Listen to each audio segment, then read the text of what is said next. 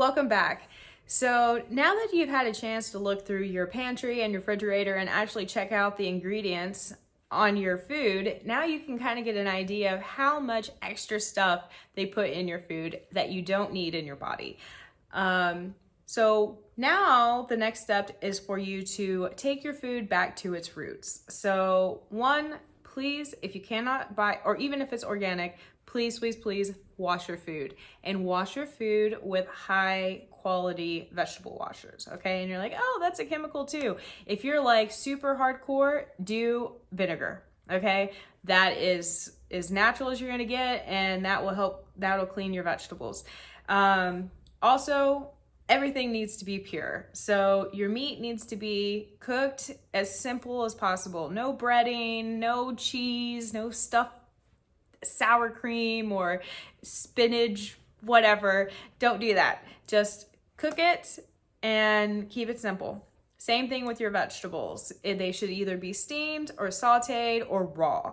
That's it. Don't fry them. Don't batter them. Don't cover them in cheese and dairy. Just eat them the way that nature gave them to you. Same thing goes with fruit. Don't put like them in ice cream.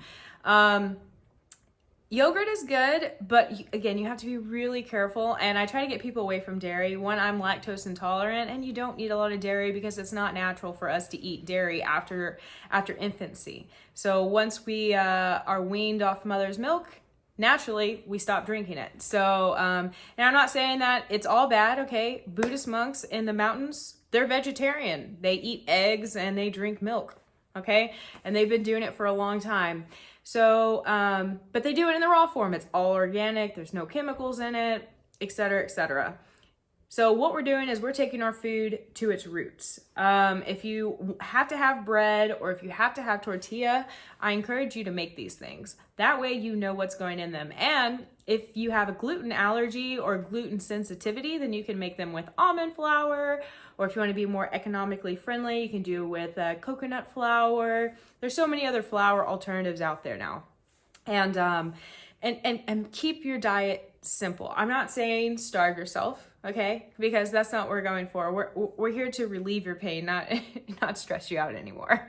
And anyone who's suffered from chronic heartburn like me, you are susceptible to getting an ulcer because it's just constant acid in your stomach. It starts to eat away the lining of your stomach, and that's how you develop ulcers.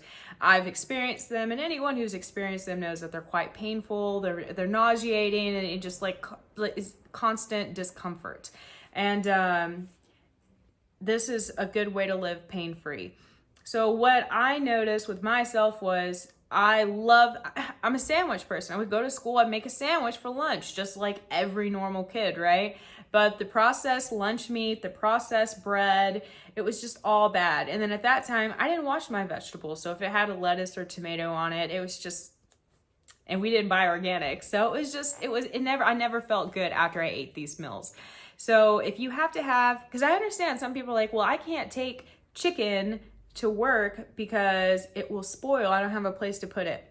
And I've ran into this. I'm like, okay, but just if you need to eat bread, make your own bread. If you need to eat tortillas, make your own tortillas. Keep your food as simple. If you can't pronounce what's in it, if you don't know what's in it, if it says like gum or nitrate or nitrite or preservative, or the great one, if it says flavor and you don't know what flavor is. And flavor is just is a really good smokescreen to say, we're not going to tell you what it is.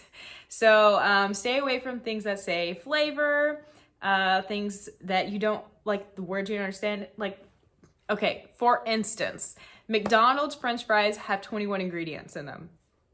Why? It should be potato, salt, and oil. Okay? So if you have to have a French fry, which is not bad for you, make it potato, oil, and salt. That's it. Keep it simple. So anyways, I can't wait to kind of break it down a little bit more for you in the future of like creating meal plans and just kind of giving you examples of easy do-it-yourself meals on how to get you living a pain-free life and get you off medication. Now, I'm not saying don't stop taking your medication. This is something that it takes a little bit of time, but you can get immediate relief by starting with these simple steps. And I can't wait to see you later.